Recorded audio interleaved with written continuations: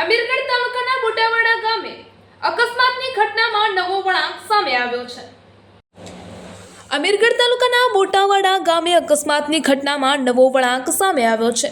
અકસ્માત થવાથી વ્યક્તિનું મોત થયું હોવાનો ગુનો નોંધાયો હતો, પરંતુ પરિવારે હત્યાની શંકા કરતા પોલીસ તપાસ બાદ અંતે જમીનની અંગત અદાવતમાં ગાડીની ટક્કરે હત્યા કરી હોવાનું સામે આવતા પોલીસે આરોપીને ઝડપી પાડ્યો છે।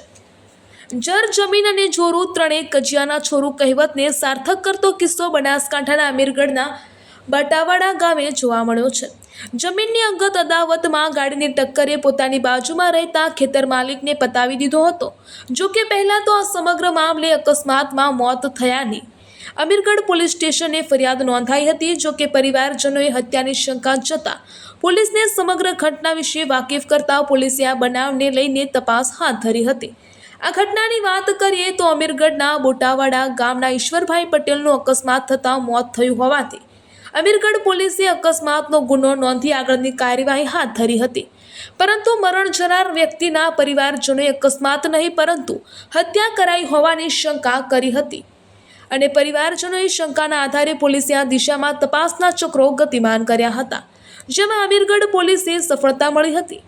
આ અકસ્માત સર્જનાર અને ઈશ્વરભાઈ પટેલને મોતને ઘાટ ઉતારનાર ઈસમે અકસ્માત કરી હત્યા કરી હોવાનું સામે આવ્યું છે, જેથી પોલીસે હત્યા કરનાર રામપુરા કરજા ગામના ગણેશ રાજપૂતને ગણતરીના જ કલાકોમાં ઝડપી તેની સઘન પૂછપરછ કરતા અંતે હત્યા કરી હોવાનું કબૂલાતમાં સામે આવ્યું છે, જેથી પોલીસે આરોપી સાથે અકસ્માત કરી હત્યાને અંજામ આપનારા આરોપીને ઘટના સ્થળે લઈ જઈ ઘટનાનું રિકન્સ્ટ્રક્શન કર્યું હતું।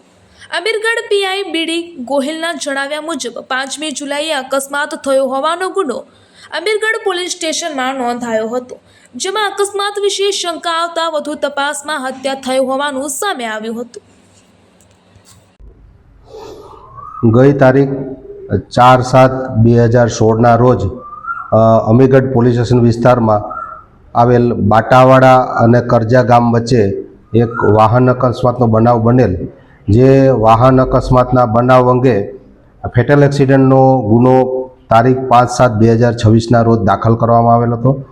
આ ગુના કામે મરણ જનાર ઈશ્વરભાઈ પટેલ પોતાના ઘરેથી કરજા ગામ ખાતે આવેલ પોતાના ખેતર ઉપર જતા હતા, ત્યારે કોઈ અજાણ્યા વાહન ચાલકે એને ટક્કર મારી અને મોત નિપજાવેલ છે એવો ગુનો જાહેર થયેલ હતો।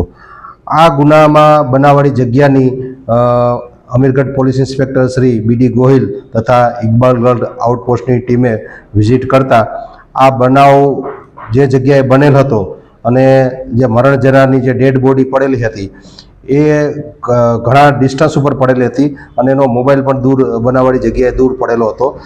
આ બનાવ થોડો શંકાસ્પદ લાગતા પોલીસે આ બનાવ અંગે ઝીણવટપૂર્વક આ તપાસ હાથ ધરેલ હતી અને ખાનગી બાતમીદારો તથા સીસીટીવી અને લોકોના નિવેદન લેતા આ ગુનો આચરનાર જે આરોપી છે કરજા ગામના જે આરોપી છે